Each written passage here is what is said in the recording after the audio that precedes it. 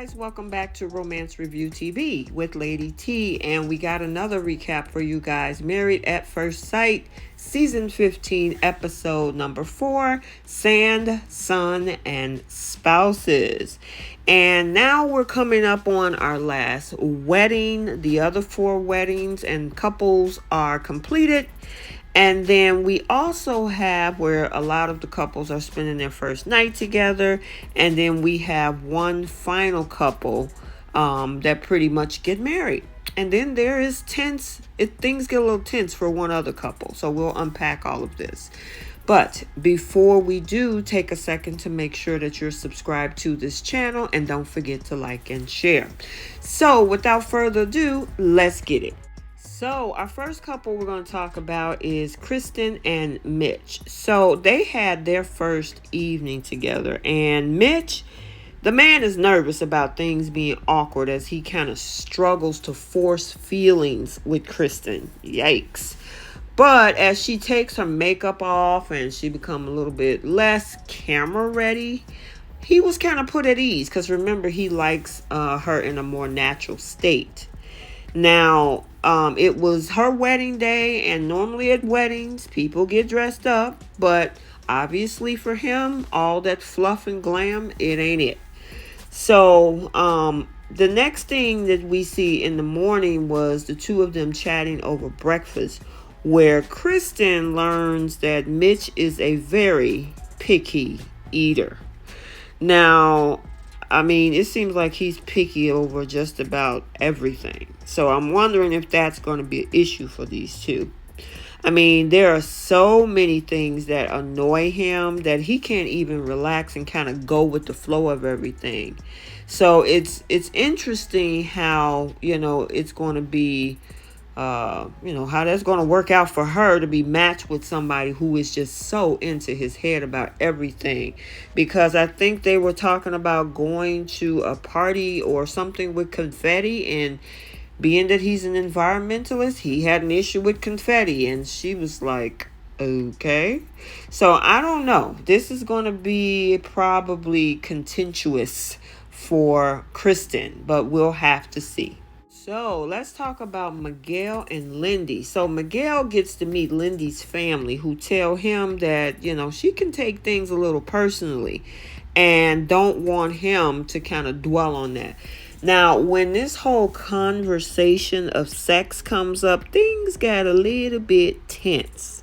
Now, Lindsey's brother and her mother don't believe that they should consummate their relationship or the marriage until they truly know each other for religious reasons. Now, the thing is, Lindsey is not a participant in the religion, so I don't know how that's going to work for her, but obviously the family weighed in.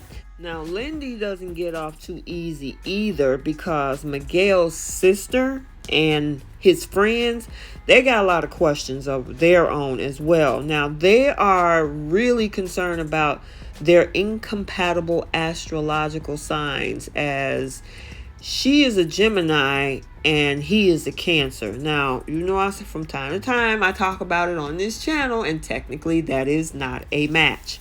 So I see where she come from, but I don't know how much that's supposed to weigh into how they make the relationship work. Now, the other thing is Lindsey and her student debt. Now, it seems like, I guess this is something that production does with them, because they get involved in topics that should be discussed between the couples first.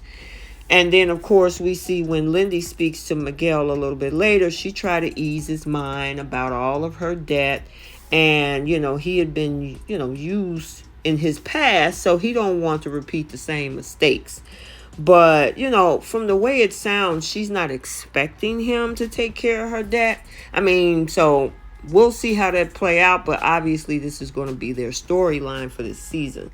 Okay, so let's talk about Sasha and Nate, and their wedding night is over, and so they get ready to call it a night for bed. And Nate calls his side of the bed for himself before even settling into the, the whole newlywed suite. Now, a lot of people want to call that a red flag. In my opinion, that's something that I do. If I know that I'm in a hotel or anything else, I like sleeping by the window. That's just me. And usually there's a certain side of the bed I like to sleep on. To each his own. Now, if you think that's an issue, fine. Other people don't. Everybody have a preference. So I kind of understand where he's coming from, even though some people might think of that as a yellow or red flag. Later, though, they do have an in-depth conversation about the importance of communication, which is great. He notes that he has a tendency to shut down when things get a little tough. So I'm glad that he talked about that when it comes, especially when he talked about his childhood. He really got into deep about that, and he got kind of emotional about that too. So obviously that is something that is very, very touching to him. Then we also had the shower scene, and we'll talk about that in a minute, but we got to talk about these families.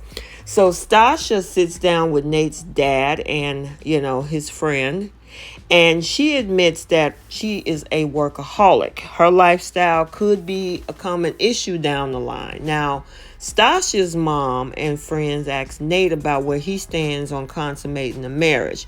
Now, he's saying he's willing to wait until the time is right for the both of them with their new bride. And I could see that. He don't want to rush things. Now, he got emotional again because when he was having a conversation with her folks, he tears up over the family dynamic, which didn't include his own mom. And I think he said he only saw his mom for the first time at the age of 12. And it was like, hi, Mom. And that was it. And there was like no emotional attachment. So they did discuss that, as I stated before. Nate admitted that he did get emotional. And Stasha appreciates the fact that he's very comfortable being open when it comes to that. And I enjoyed that scene as well. But let's talk about this shower scene. So it is definitely obvious that Stasia and Nate are extremely attracted to one another. Their chemistry is fire. Nate admits that he hopes to consummate the marriage on the honeymoon. It leads to this whole steamy shower moment, which I didn't have an issue with. There are a lot of people who actually felt uncomfortable watching it, but hey, I'm all about love, romance, intimacy, so it didn't bother me not one bit. And for you guys who follow me on Instagram, I did create a specialized reel about them yesterday. If you haven't seen it, check it out, music and all, which is totally different from the show, so go over there and check it out. But I have no issue with it. Now the thing is, all right, let's talk about Justin and Alexis. So Justin's family and friends tell Alexis to treat him kindly because he can be very sensitive. Now, he admitted to Alexis's family that he cries when he gets angry.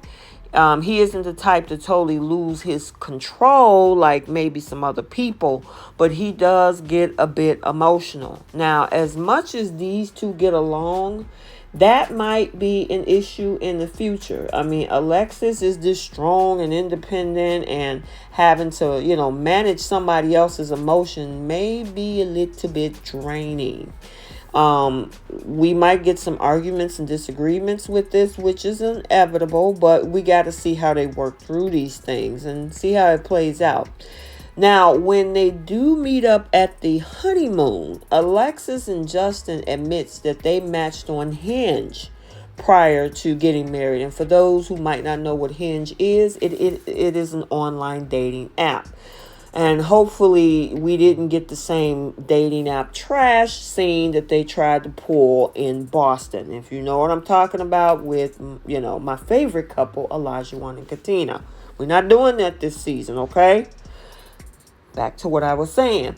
So they got to joke that they could actually be happily married independent of the show if they had went ahead and, do the whole thing 4 months prior. I don't think Alexis would have gave him a chance. So maybe you needed this experiment to bring them together. She already had said that he's not her usual type, but I guess it's his personality and the way he treats her is why she's so sold on him at this point. So you just never know when you see people, what they can actually bring into your life. So we'll see how these two pan out. And last but not least, we got Ben and Morgan. So Ben is finally negative on the COVID front. And so he and Morgan can go ahead and move forward with their wedding.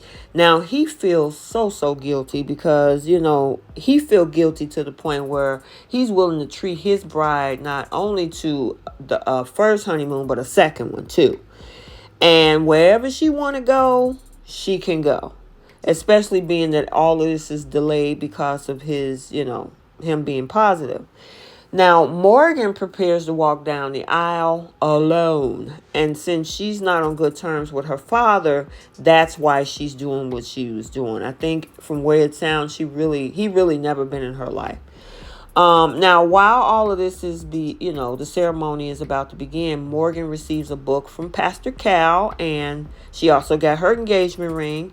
There's a note with his promise to take her on this second honeymoon, which she absolutely loves. Ben got a chance to talk to his mom and hopes that, she'll, be able to like his new bride, because her approval or her stamp of approval is important to him.